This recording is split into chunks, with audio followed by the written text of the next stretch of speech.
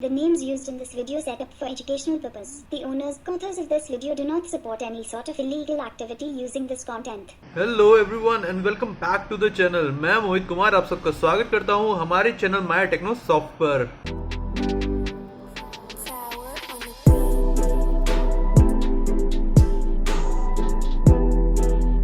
तो सेशन 2 में हम पढ़ेंगे कि नेटवर्क क्या होता है, नेटवर्क की टर्मिनोलॉजीज क्या क्या है।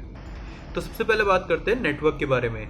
So network is basically the interconnection of two or more IT devices with each other for the purpose of information interchange। मतलब अगर दो डिवाइसेस के बीच में हमें इंफॉर्मेशन इंटरचेंज करनी है तो उसके लिए हमें उनके बीच में एक नेटवर्क फॉर्म करना होगा। तो अब नेटवर्क को कनेक्ट करने के लिए बहुत सारी टोपोलॉजीज आती हैं। टोपोलॉजीज का मतलब है कि कैसे हम डिफरेंट सिस्टम्स को आपस में कनेक्ट करते हैं। तो मेजर कैटेगरीज ऑफ टोपोलॉजीज जो आती हैं वो है हमारे पास बस, रिंग, हाइब्रिड एंड मैश। तो सबसे पहले बात करते हैं बस टोपोलॉजी की। जब सारे सिस्टम्स एक सेंट्रल कम्युनिकेटिंग लाइन से कनेक्टेड होते हैं तो उस पर्टिकुलर टोपोलॉजी को कहा जाता है बस टोपोलॉजी। इसके एंड पॉइंट्स कभी एक दूसरे से कनेक्ट नहीं होते और इसे एज अ बैकबोन भी कहा जाता है। इफ अगर ये सेंट्रल लाइन डाउन हो जाती है तो कोई भी सिस्टम आपस में कम्युनिकेट नहीं कर सकता। फिर बात करते हैं रिंग्स के बारे में, रिंग टोपोलॉजी। रिंग टोपोलॉजी में एक क्लोज सर्कुलर कम्युनिकेटिंग लाइन होती है जो कनेक्ट करती है सेवरल डिवाइसेस। इन केस अगर ये कम्युनिकेशन लाइन डाउन हो जाए तो भी पॉसिबल नहीं हो पाता कि इंफॉर्मेशन इंटरचेंज हो पाए, एंड इन केस अगर कोई एक सिस्टम डाउन हो जाता है तो भी पॉसिबल नहीं हो पाता इंफॉर्मेशन इंटरचेंज का। बट सेकंड कंडीशन में अगर कम्युनिकेशन लाइंस बाय डायरेक्शनल होती हैं तो उसके बाद कम्युनिकेशन पॉसिबल हो जाता है। Then comes the hybrid technology. Hybrid technology का मतलब है कि जो अभी मैंने आपको बताए बस, रिंग्स, दो या दो से ज़्यादा टोपोलॉजीज का यूज़ करके हम एक नेटवर्क बनाते हैं तो उसे एक हाइब्रिड नेटवर्क कहते हैं। बिकॉज ना तो वो पर्टिकुलरली स्टार है और ना वो पर्टिकुलरली रिंग है और ना ही पर्टिकुलरली वो बस टोपोलॉजी है। Then comes the mesh technology. Mesh technology में हर डिवाइस दूसरे डिवाइस से कनेक्टेड होता है। इफ अगर 4 डिवाइसेस हैं तो वो 4 कॉर्नर्स पे भी कनेक्टेड होंगे, इवन दो वो डायगनली एक दूसरे से भी कनेक्टेड होंगे। सो नेक्स्ट पॉइंट आता है कि इंटरनेट पे हम कुछ भी एक्सचेंज करेंगे ऐसा पॉसिबल नहीं है। इन सब के लिए अलग अलग रूल्स बने हुए हैं और उन रूल्स को बोलते हैं इंटरनेट प्रोटोकॉल्स, IP।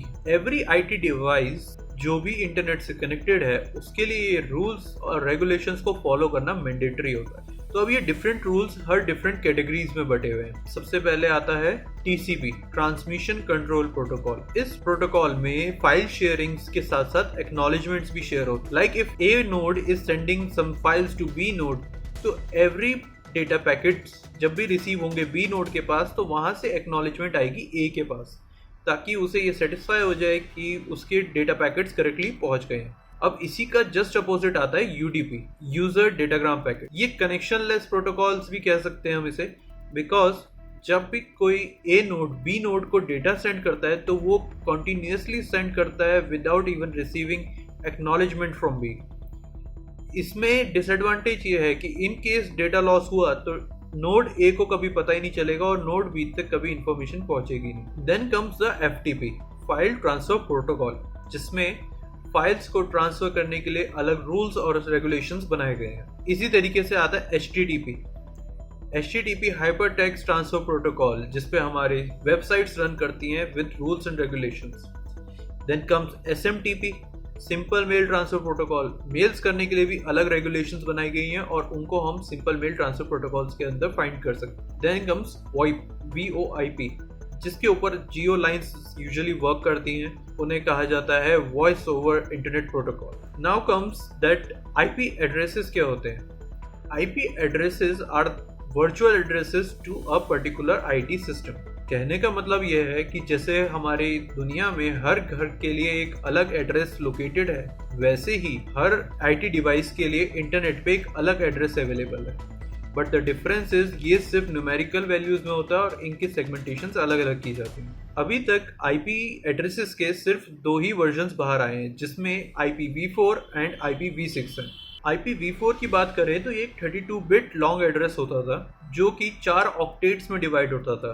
अब इन ऑक्टेट्स को डिवाइड किया जाता था by a period, that is a dot. But after a certain point of time in IP addresses की जो रेंज थी वो हमें कम पड़ने लगी बिकॉज आईटी डिवाइसेस दुनिया में बढ़ते गए।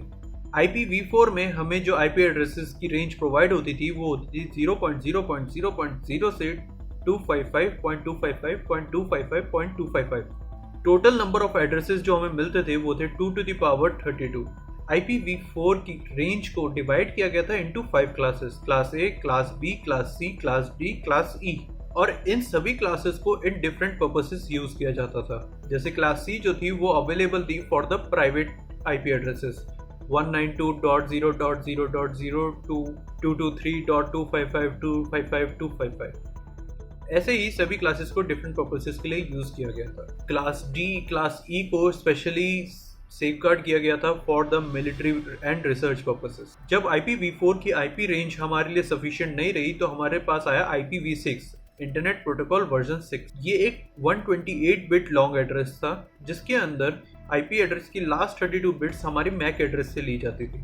इसकी रेंज शुरू होती थी 000 to FFFF, जिनको F का मतलब नहीं पता, F का मतलब होता है हेक्साडेसिमल में to the 15, और इसमें जो हमें नंबर ऑफ आईपी एड्रेसेस मिलते थे वो थे 2 to the power 128। अब आईपी एड्रेसेस में भी दो कैटेगरीज आती हैं, जो अभी हमने पढ़े वो तो वर्जन्स थे। दो कैटेगरीज कौन सी हैं? Private IP address and public IP address. Public IP address वो एड्रेसेस हैं जो आपका आईएसपी, इंटरनेट सर्विस प्रोवाइडर, आपको प्रोवाइड करवाता है। अगर कभी आप कुछ भी सर्च करते हैं तो ऑन द सर्वर जब भी रिक्वेस्ट जाती है तो इन पब्लिक आईपी एड्रेस के जरिए ही जाती है। और इन केस आपको चेक करना हो कि आपका पब्लिक आईपी एड्रेस क्या है तो आप गूगल पे जाकर लिख सकते हैं व्हाट इज माई आईपी, तो वहां पे वो पर्टिकुलरली आपको सीधा सीधा आपकी पब्लिक आईपी दिखा सकता है, like this. Then comes the local IP address.